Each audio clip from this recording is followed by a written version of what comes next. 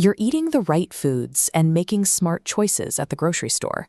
But if the number on the scale refuses to move, the discrepancy usually begins at the moment of serving.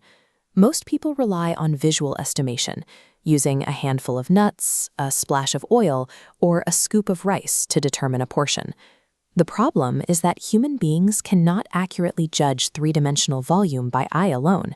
Our perception is easily skewed by the size of the plate or the depth of the bowl. This chart illustrates the gap.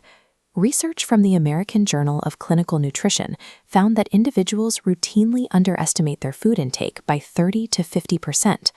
We believe we're consuming the volume of the small bar, while the reality is the much larger one. Mathematically, a 30% underestimation at every meal pushes you into a caloric surplus. This unintended intake quietly neutralizes your dietary efforts. Visual guesswork creates a gap between perceived intake and reality. To close it, you need an objective system that removes estimation from the equation. In a clinical nutrition context, stainless steel measuring spoons function as calibration instruments. They provide the quantitative data required to manage a modern diet. Material choice is a factor in maintaining food integrity. Stainless steel is non-reactive, while glass or ceramic options provide alternatives for those with nickel allergies, ensuring that the tools don't absorb odors or leach substances into the meal. Precision is a requirement for specific metabolic states. Achieving ketosis, for example, relies on a strict ratio of macronutrients that guesswork cannot reliably maintain. Tracking apps rely on these inputs. Food filtered through a measuring tool transforms into exact macronutrient data that algorithms can process. Bypassing this measurement breaks the pattern. Data nodes scatter into a chaotic cloud, making digital logs inaccurate.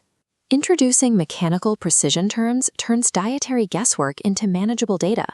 Measuring also changes the psychological experience of eating. It introduces behavioral friction. The physical requirement of using a measuring tool acts as a speed bump against mindless snacking. This friction forces a moment of mindfulness. It requires you to consciously identify what you are eating and how much you require before consumption begins. This structured pause serves as a grounding technique. By anchoring you in the present, it can help disrupt impulsive, emotional, or binge-eating loops. The measuring cup acts as a psychological boundary, separating intentional eating from impulsive behavior. Does this mean relying on measuring tools for every meal for the rest of your life? No. These tools act as training wheels, used to correct the initial bias in how we perceive food volume. The long-term objective is nutritional understanding. Through repetition, a brain acquires the ability to accurately visualize true portion sizes without external tools.